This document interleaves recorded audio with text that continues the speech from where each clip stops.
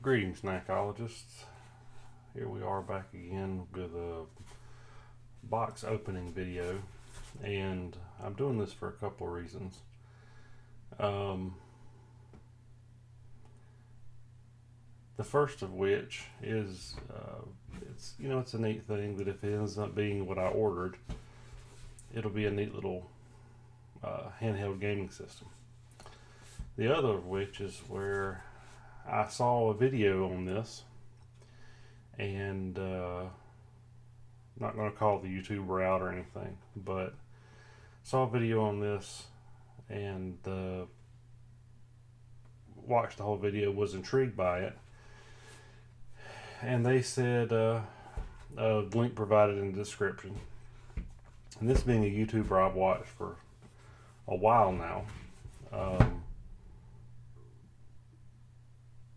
I trust them, and maybe they still didn't do anything, purposely malicious, and maybe it was my own stupid fault, maybe it was a combination of the two. But after I went and I used PayPal to buy this, it was $82.99. Let me check real quick, make sure. $84.99 is what the regular, quote-unquote regular price is, and it's on sale for $65.99. This is supposed to be the new Pocket Go mini console. They had an older version that was some issues with the screen and some other stuff that I don't remember, but I was interested in this. My sons are getting more interested in gaming, and I've started working on some other projects to try to restore some older Gameboy systems. There's a hair right here. Oh well. To restore some older Gameboy systems, because the ones that I've had restored for myself, they've really shown interest in. And so this looked like maybe it was a cool alternative to save me a bunch of work. But anyway, long story short, after I bought this, the email address that I've had for over 25 years now was immediately attempted hacked. Attempted hacking occurred, and because of all the, I'm not totally irresponsible when it comes to my internet life, so I had a nice long hard password and two-factor authentication and all that stuff. So the attack failed, but they still used my email address to sign up for a whole bunch of stuff that I've been getting spammed, and so I'm slowly working back through to delete. But anyway, I thought this company, based on the recommendation of another YouTuber,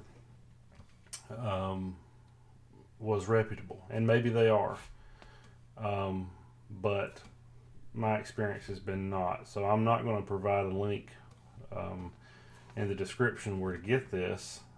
If I ever find a place to get it from that's safe, then I'll edit this video and put a notice in there that I found a link. It's in the description. But anyway, I wanted to do an unboxing to see if I actually got what I paid for, based on what they tried to do with my email address. So,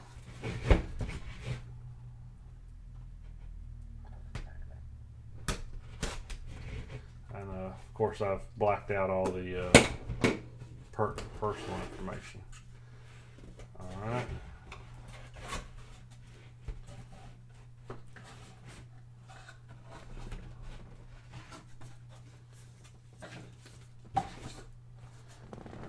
Box. Pocket Go supports external micro SD card, headphone, save games, battery life 3 to 4 hours, 3.5 IPS screen, which is what I wanted. The other one was a different type of screen that didn't look as good. Full screen original resolution display, screen brightness adjustment, 2000 milliamp hour rechargeable, I guess that's supposed to be an L. I don't know what that's supposed to be. Some kind of, I'm assuming lithium, but I don't know what that letter is supposed to be. I guess it's supposed to be an L, I'm sure, but it looks like a C. PS1, SNES, GBA. Is that mini disc? SMS, PCE.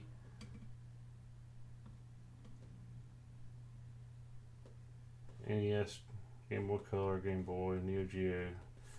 Okay, so it plays a lot of systems. Comes with the new Pocket Go, a USB-C cable, and instruction manual. And I'll read off some more specs off of the website. It says it's got a 1 gigahertz 64-bit processor. Supports all kinds of cool jazz. 512 megabytes of DDR2 RAM, 32 gigabytes of fast accessing storage. The micro SD card slot supports up to 128 gigabytes. High quality built-in speakers will play various video and audio formats. Records in .wave format. And that's about it. So, here we go. Packaging isn't actually too bad. Based on my experience thus far, I'm actually kind of impressed. Alright, another box, just a gray Pocket Go.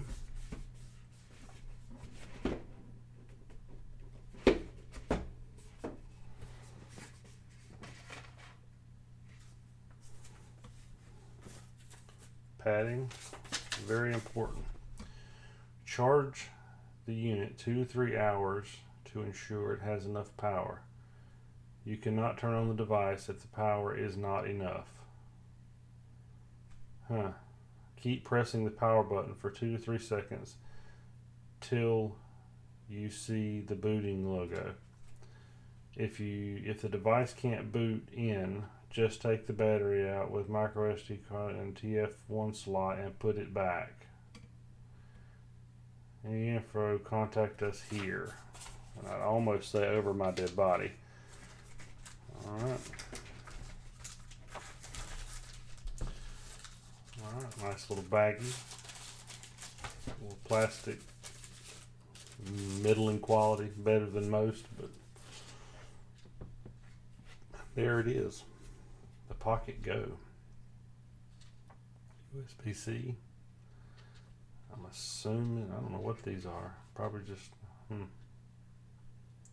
press the power button. Alright, so there's your card slots right here. I guess there we go. That's TF1, this TF2. And from what I understand, it's, you can load all the ROMs that you want to load. Any additional ROMs into a card slot in TF2. Pretty good sized battery.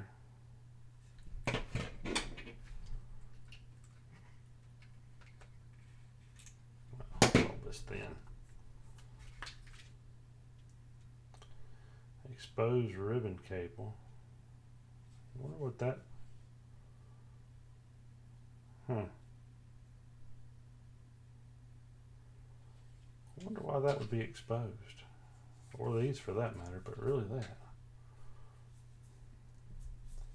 Let's see if the battery matches. 2000 milliamp hour. 7.1 to 7.4 watt hours.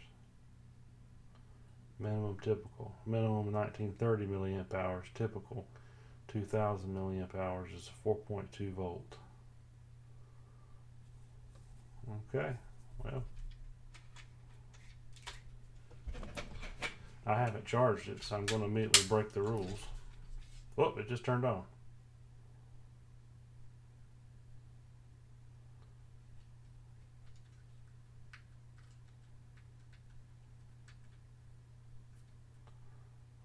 Multi-format music player. GMU input tester.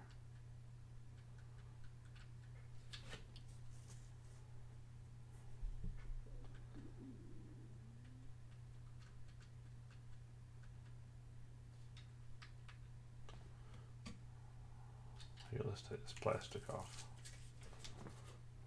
The screen appears to be bright, and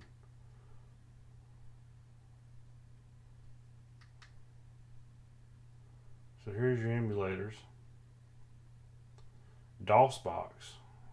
Let's see. That's cool. I've got some games I could put on there and run DOS box almost relatively easy if I could just find them. That's pretty cool.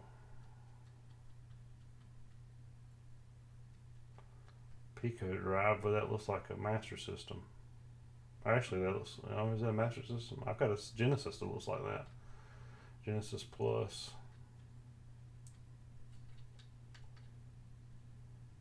Applications. Settings. I don't know that I would ever want to connect this to my home network.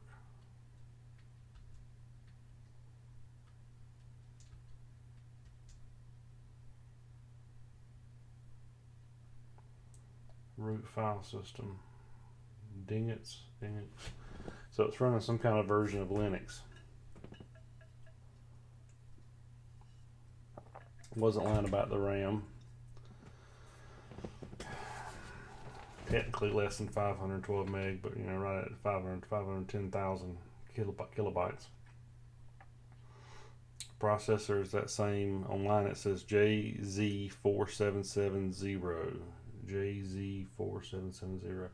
So they didn't lie about the processor. So start to exit.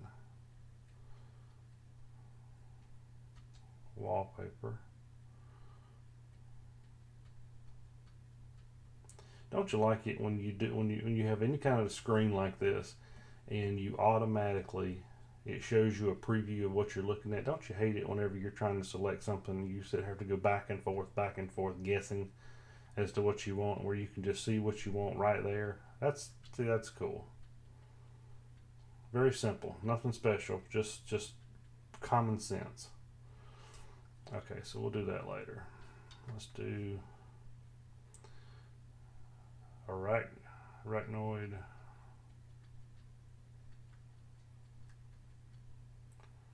So it just comes with a few games on here. Modern Duke Nukem 3D engine port, Streets of Rage, Rip and Tear in this moddable Doom engine, Hit and Run, Breakout.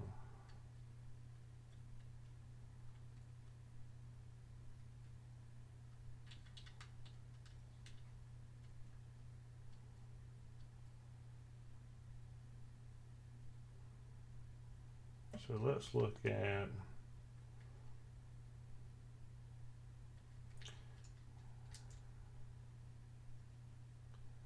so we got a bunch more.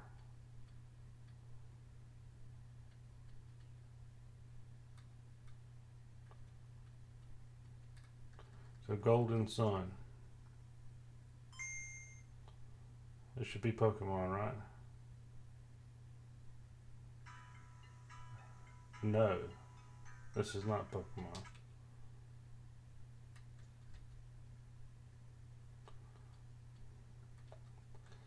Legend of Zelda Minish Cap. Sweet.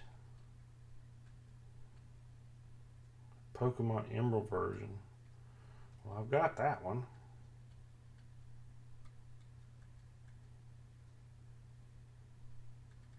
Let's see how it looks. I'm hoping you guys can see this.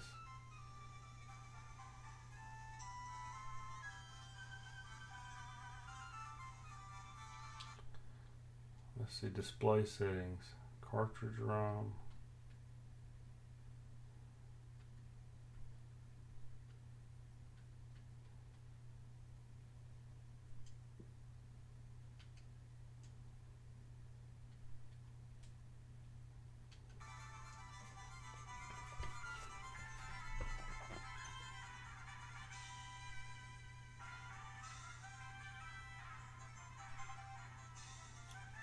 Would you look at there? You know, this screen is actually beautiful. I mean, beautiful. This screen looks good.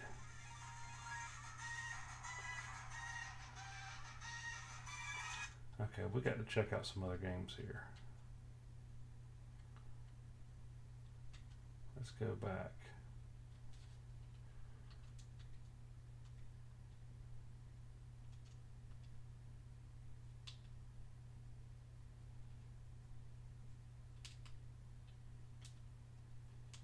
Okay, start takes you back. Okay, so let's do Pocket SNES. Let's do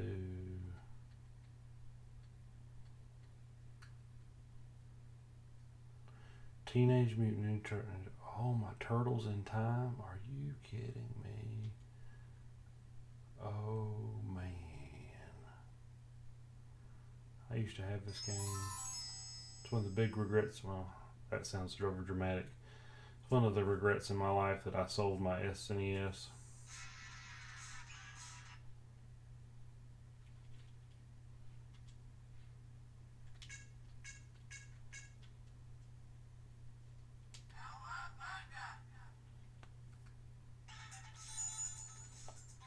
Always Leonardo, baby.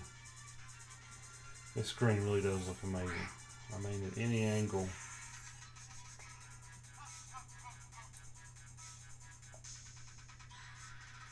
Ooh, that joystick is tight.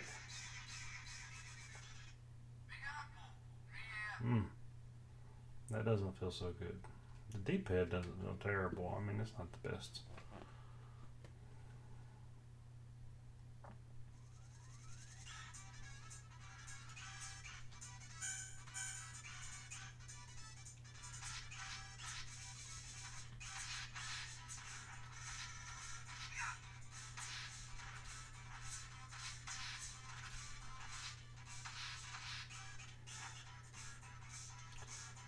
Well, I tell you what, man. Oh, look, and it goes to... Oh, man. I have to admit, this is pretty cool. This is pretty cool. Let's see what else I can do. Let's do PCSX4. Oh, maybe that's PlayStation. Yep, it's PlayStation. Okay, so let's check out PlayStation. This to me should be a pretty good test as to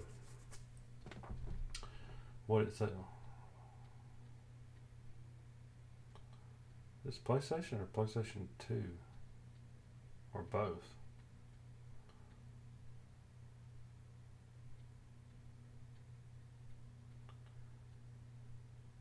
Maybe it's PlayStation. My memory's a bit fuzzy.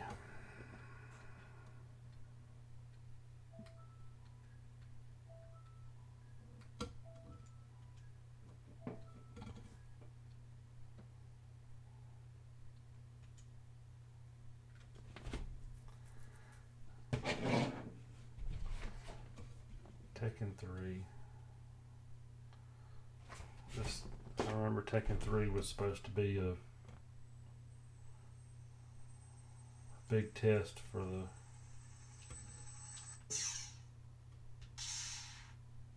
Wow, that looks beautiful.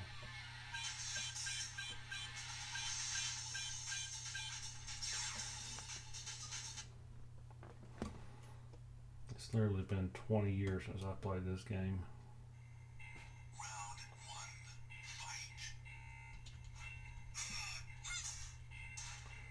Okay, I can feel some slowdowns happening here. See how it's... I mean, this game still looks great, but there's some certain slowdowns happening.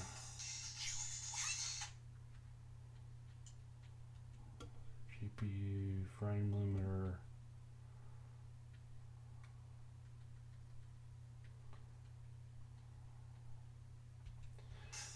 Okay, well, I have to say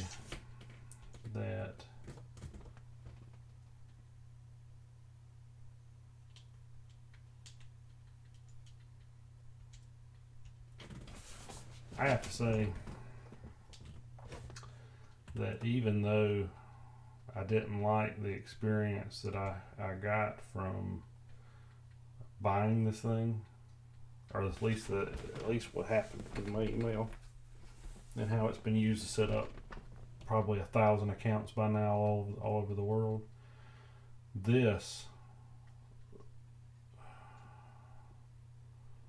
Why isn't Super Mario Brothers USA on here? Well, that means it's set up for PAL and not for NTSC, which means I'm only getting 50 hertz and not 60 hertz.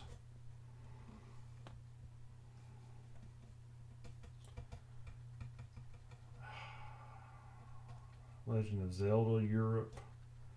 Okay, so it ain't perfect because a lot of these are Europe. And nothing against Europe, you know, absolutely nothing against Europe, but PAL frame rate wise is not as good as NTSC. Well,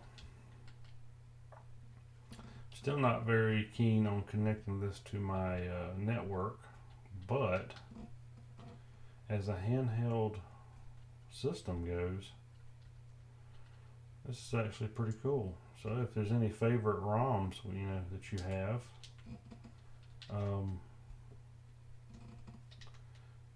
really all you need to do is go in here, find the pertinent ROM folder, pop this out, find the pertinent ROM folder, and drop it in there, and it should be able to play whatever ROMs you have. Legal backup copies, of course. I'm in no way endorsing the purchase or download of illegal copies of ROMs. But if it is a legal copy of your game, this is a cool option. Buttons feel good. This joystick isn't the best, but everything else is alright. They're a bit loose. You can hear that, they're a bit loose. D-pad is probably the best feeling thing out of the whole bunch, if you ask me. My completely unprofessional opinion. So let's see what else it comes with before we sign off.